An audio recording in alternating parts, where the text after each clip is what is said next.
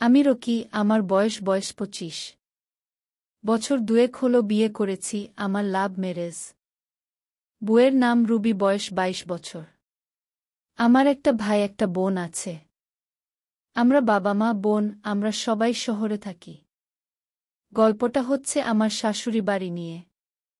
শাশুড়ি বাড়ি বলার কারণ হচ্ছে আমার শ্বশুর বিদেশ থাকে ২ বছর ধরে।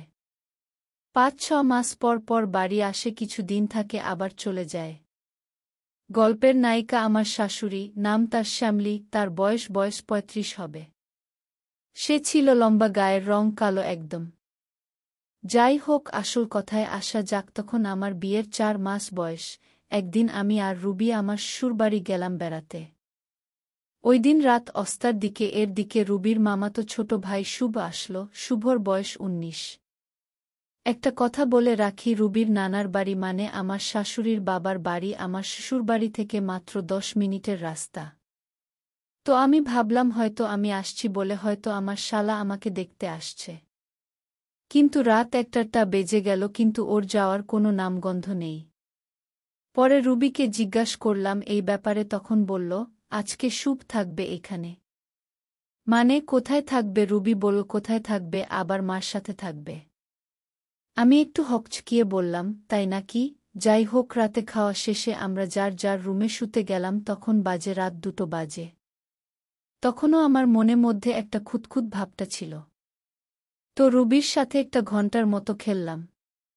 তারপর বউ আমার ক্লান্ত হয়ে ঘুমিয়ে পড়ল, কিন্তু আমি ঘুমোতে পারলাম না।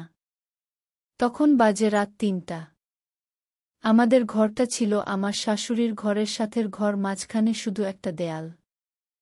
হঠাৎ মনে হলো জল খেতে হবে, পিপাসা লেগে গেছে, তাই ঘর থেকে বের হয়ে গেলাম ডাইনিং রুমে, যেটা আমার আর আমার শাশুড়ির ঘর উভয়ের সাথে অ্যাডজাস্ট। তো যখন আমি ডাইনিং রুমে গেলাম পানি খেতে, দেখলাম আমার শাশুড়ির রুমের দরজা ভিতর থেকে প্রায় পুরোটা আবজানো। কেমন জানি খটকা লাগলো, কারণ আগে যতদিন দেখছি রাতে দরজা পুরোটা খোলা থাকত।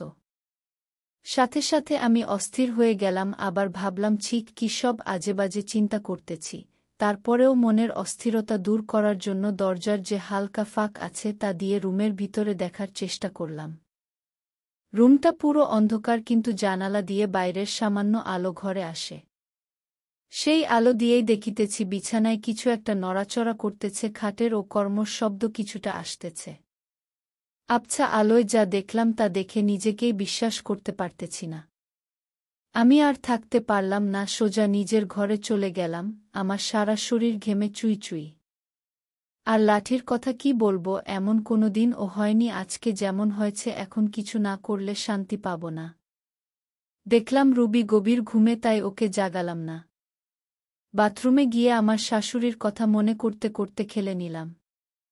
ওই দিন সারারাত কেন জানি কোনোভাবেই ঘুম আসছিল না, অনেক কষ্টে ঘুমালাম। পরের দিন সকালে ঘুম থেকে উঠলাম। তখন বাজে ৭টা।